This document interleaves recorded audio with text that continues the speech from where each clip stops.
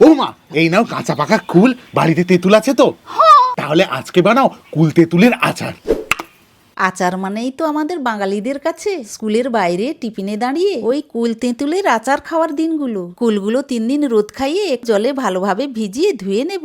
একটা প্যানে শুকনো লঙ্কা, জিরে, ধনে, মৌরি আর 5 ফোড়ন দিয়ে শুকনো খোলায় ভেজে আধ ভাঙা করে শিলে গুঁড়ো করে নেব। একটা বাটিতে তেঁতুলের কাতগুলো নিয়ে জল দিয়ে মাড়ো বার করে নেব।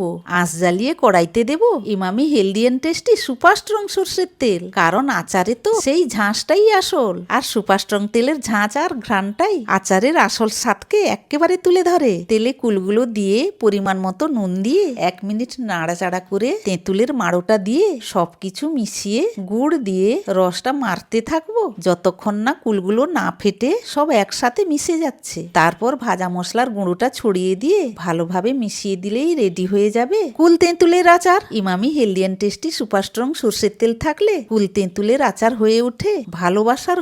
আজ বানাবো কুলের আচার। তাহলে প্রথমেই আমি গ্যাসে কড়াই বসিয়ে কড়াইটা গরম করে তাতে খানিকটা সর্ষের তেল দিয়ে আর 2 চামচ 5 ফোড়ন, 3টে শুকনো লঙ্কা ফোড়নে দিলাম। ফোড়নটা হয়ে গেলে তারপর আমি 500 গ্রাম কুল আগে ভালো করে ভেজে নেব।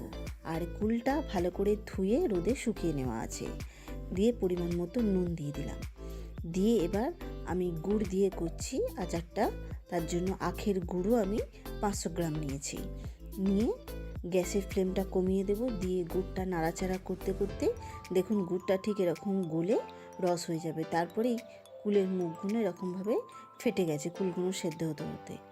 আর কুলের গোটাগুলো ছাড়িয়ে দিলে কুল নিজে থেকেই সব ফেটে যাবে। আর ফুটতে ফুটতে যখন এরকম গাঢ় ঘন হয়ে আসবে তখন আমি নামাবার আগে ভাজা মশলা, জিরে, লঙ্কা একসঙ্গে ভেজে গুঁড়ো করে মিশিয়ে নামিয়ে নেব।